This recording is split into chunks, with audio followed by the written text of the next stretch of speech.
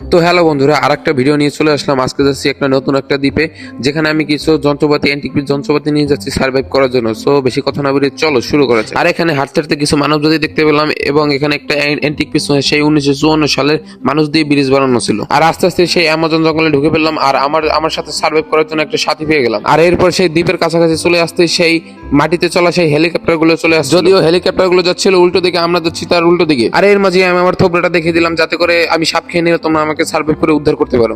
আর আস্তে আস্তে সেই মিউজিয়ামে তোমার সেই অ্যান্টিক যন্ত্রকে দেখতে পেলাম, যা মেশিন দিয়ে পানি বানানো ছিল এবং সারা পৃথিবীকে তুলে দিচ্ছিল। আর এর সাথে সাথে আমি সেই দ্বীপের কাছাকাছি চলে আসছি, কিন্তু আমার আগে রয়েছে সেই বিষাক্ত জঙ্গলের সেই রাস্তা, যাকে আমাকে সার্ভাইভ করে যেতে হবে। আর আমাকে এই রাস্তাটা সার্ভাইভ করে যেতে হবে, যেহেতু আমি বেয়ার গেছে থেকে 3 মাস 3 দিন ট্রেনিং নিয়েছিলাম। অবশেষে আমি সেই দ্বীপে চলে আসলাম, কিন্তু এখানে কিছু বসতি দেখা গেল। তবে এখানে প্রবেশ করতে এখানে কাউকে দেখতে পেলাম না। তবে কিছুক্ষণ পরে দেখলাম কিছু মানব জাতি বেরিয়েছে, তারা কাজে ব্যস্ত ছিল। তবে এই দ্বীপে ঢুকতে একটি বিষাক্ত সুইমিং পুল দেখা গেল, যেখানে কিছু বিলুপ্ত প্রাণী সুইমিং করছে। তবে এখানে কিছু বিষাক্ত গাছ দেখা যাচ্ছিল, যা মানুষের রক্ত খেয়ে বড় হচ্ছে। এছাড়া এখানে কিছু বিষাক্ত গাছের বিষাক্ত ফল দেখতে পেলাম, যা দেখে আমার পানিতে জিহ্বা চলে আসলো। তাই আর ঘটা করে দেরি না করে এটাকে আমি পেরে নিলাম। তবে এর বস্ত্র হরণের জন্য যে পূর্বপুরুষের থোয়া সেই অ্যান্টিক পিস যন্ত্রটি রেখে গেছে, সেটা আমি আনতে ভুলে গেলাম। তাই আমি এটাকে নিয়ে আসলাম, আর সেই অ্যান্টিক পিস যন্ত্রের মাধ্যমে এটাকে উল্টো করে পাল্টে করে চিৎ করে বুট করে যেমন করেছে সব করে খুলে নিলাম। এরপর কোনো টাইম বরবাদ না করে এই সেই বিষাক্ত ফলের বিষাক্ত পানি আমি খেয়ে নিলাম, যেটা খেতেই আমার সেই ঠান্ডা মন গরম হয়ে গেল। আর এরপরে আর কি সেই বিষাক্ত গাছের বিষাক্ত ফলের মধ্যে কি রয়েছে সেটা দেখার জন্য আমি খুবই উৎসুক হয়ে পড়লাম। যেটার মধ্যে সাদা সাদা কিছু পয়জনের মতো করেছিল, যেটা মানুষের জ্ঞান হারানোর জন্য যথেষ্ট। আর এরপরে আফ্রিকার জঙ্গল থেকে আমদানিকৃত সেই অ্যান্টিক যন্ত্রের মাধ্যমে এটাকে ছাড়ানোর চেষ্টা করলাম, কিন্তু সারাতে সারাতে এর অবস্থা খুবই নাজেহাল হয়ে গেল। আর এই সেই পয়জনকৃত খাবার, যেটার মধ্যে আমি কিছু ফলের বিচি মিশিয়ে নিই। আর এর সাথে সাথে বাঘ এবং ডাইনোসরের কম্বিনেশনে একটি যন্ত্র চলে আসলো, যেটা দেখতে খুবই কুৎসিত ছিল। তাই আমি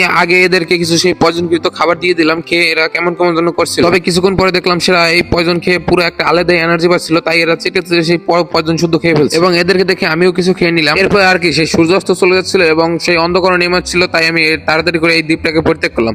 তবে তোমাদের সঙ্গে দেখা হচ্ছে আরো একটা নতুন দ্বীপে।